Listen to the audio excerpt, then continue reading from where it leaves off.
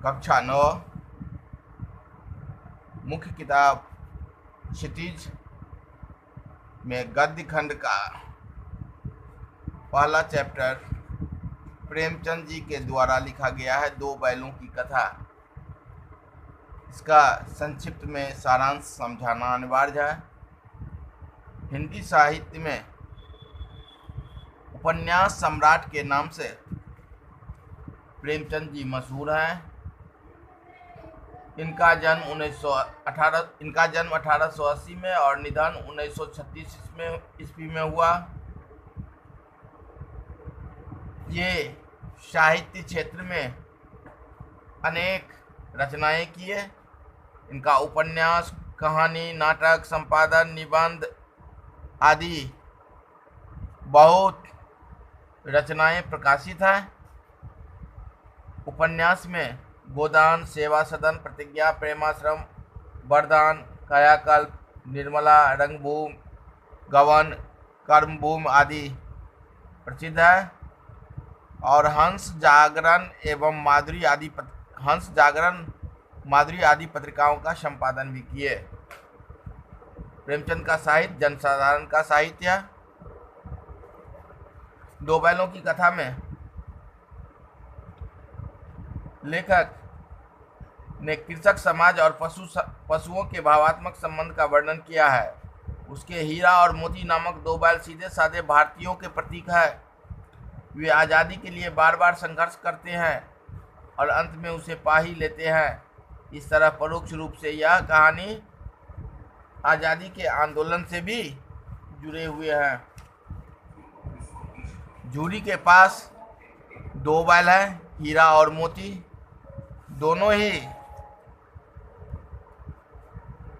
पछाई जाति के हैं।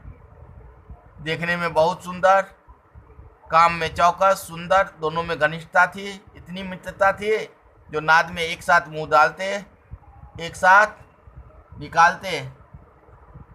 खेत में जोतते समय, हल जोतते समय या गाड़ी खींचते समय दोनों का ये कोशिश रहता था कि ज़्यादा से ज़्यादा भार हमारे कंधे पर पड़े। संजोग से एक दिन झूरी ने अपने साला गया को बैल दे दिया खेती करने के लिए, ले जाने के लिए। पत्नी के कहने पर रास्ते में बैल को लगा ये हमें बेच दिए हैं। बहुत तंग किया, किसी तरह गया उसे अपने घर ले गया। वहाँ उन्हें बांध दिया। जब सो गया तो दोनों बैल रस्सी तुराकर वहाँ से भाग निकले और झूरी के यहाँ आ पहुँचे।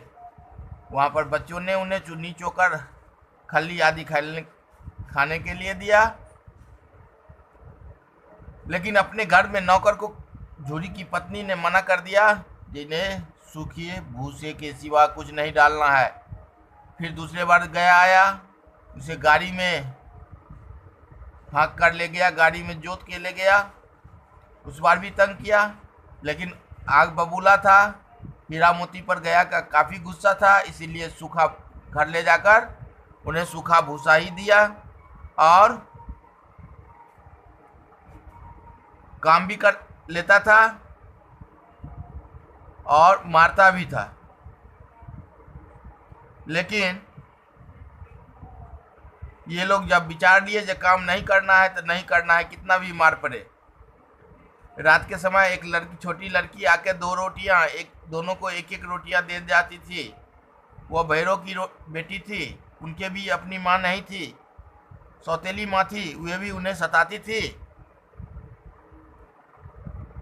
इस प्रकार दोनों में आत्मीयता हो गई। इस लड़की की माँ को मोती ने कहा जो सबक सिखा दे। हीरा ने कहा जो औरत जात पर सिंग चलाना मना है।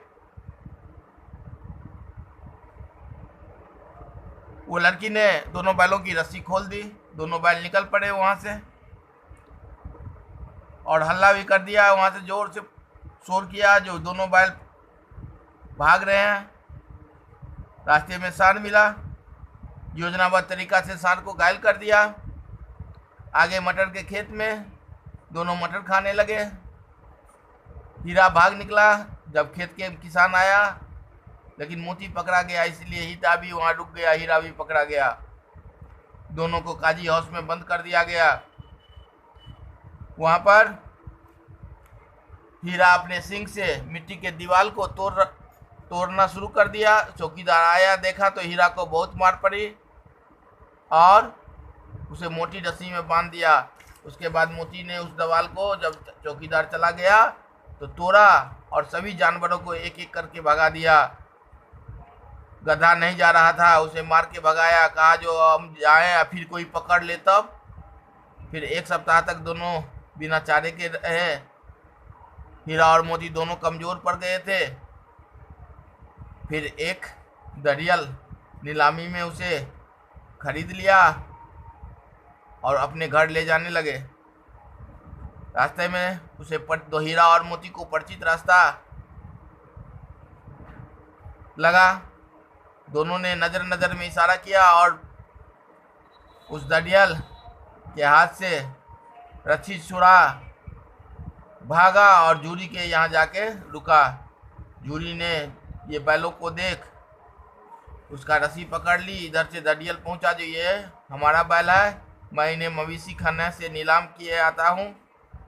यह कहकर जबरदस्ती उन्हें ले जाने की कोशिश किया।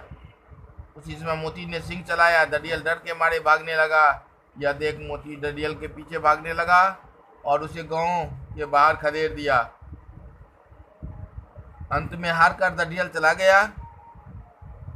थोड़ी ही देर में जूरी के नादों में खल्ली, चुन्नी, चोकर, दाना भर दिया, जिसे खाने में दोनों व्यस्त हो गए। गांव के में उत्साह छा गया। मालकिन ने भी दोनों के माथे चूम लिए। इस प्रकार इस कहानी का सारांश यही है।